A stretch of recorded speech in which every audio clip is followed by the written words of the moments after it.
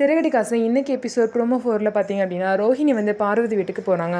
அங்கே போயிட்டு பார்வதி வந்து ரோஹிணிக்கு தண்ணி கொடுக்குறாங்க. அதுக்கப்புறம் பார்த்தீங்கன்னா நீங்கள் போன தடவை வந்து போய் காஃபி குடிக்கலாமா, பேச்சு காஃபி குடின்னு சொல்கிறாங்க. இல்லை ஆண்டி எனக்கு அதெல்லாம் வேணாம் அப்படின்னு சொல்கிறாங்க. சரி எதுக்குமா வந்தால் இப்போயும் மசாஜ் பண்ண வந்தியா அப்படின்னு சொல்லிட்டு கேட்குறாங்க. இல்லை ஆண்டி நான் எனக்கே ஒரு ஆள் மசாஜ் பண்ணணும் போல் அந்த மாதிரி இருக்கு என் நிலமை அப்படின்னு சொல்லிட்டு ரோஹிணி வந்து சொல்லுவாங்க.